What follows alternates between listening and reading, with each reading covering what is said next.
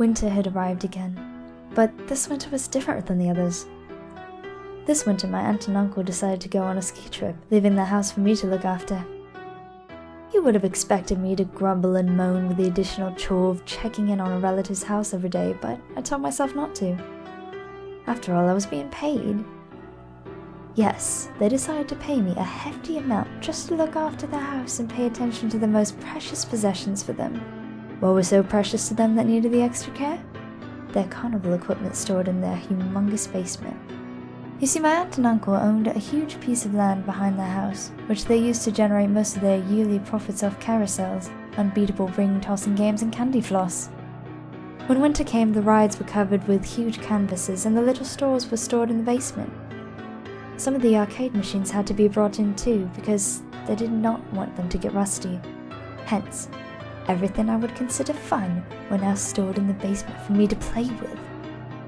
The day after my aunt and uncle left for the ski trip, I headed to their house in the morning to give it a check. Typically, the first place I headed to was the basement. As I paid my first visit to the crowded yet neatly organized storeroom, if I can call it that, I noticed a clown statue positioned right in the middle of the stairs heading downwards.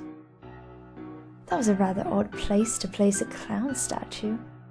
Maybe it was a way of telling people not to go down to the basement, but surely that rule did not apply to me.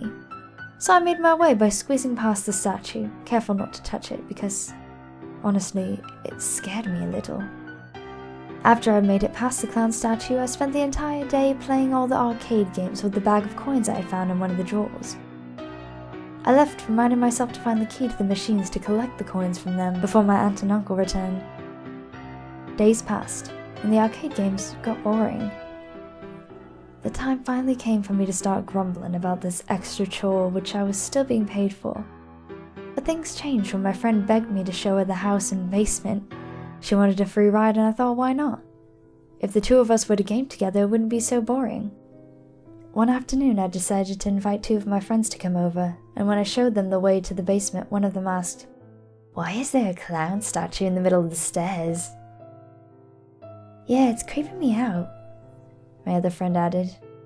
"It's nothing, just walk around it," I said. "Can't you move it? It's taking up more than half the steps and I'm not as skinny as you," the friend who went on more diets than I did said. "You're not fat."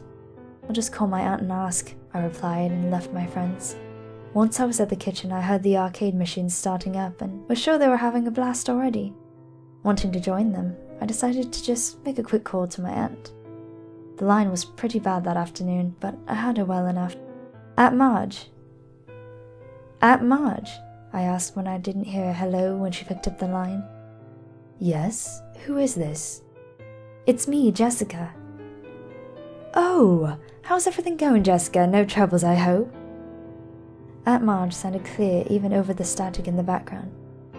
"Everything is fine. I was just wondering if I can move the clown statue down to the basement. It's blocking the stairs right now and it's kinda hard to go up and down." "What?" Aunt Marge replied.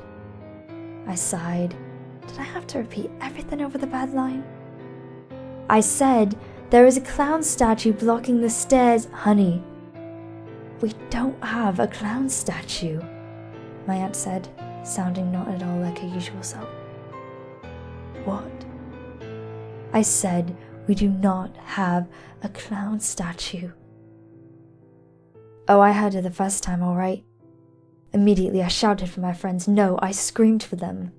Moments later I heard them climbing up the stairs and running into the kitchen asking, "What's the matter?" "We gotta go now," I said as I hurried to the door. Following behind me quickly with so many different questions spilling from each of them, I only managed to catch one when we finally exited the house. "So, where did you put the clown statue?" I didn't even bother to answer.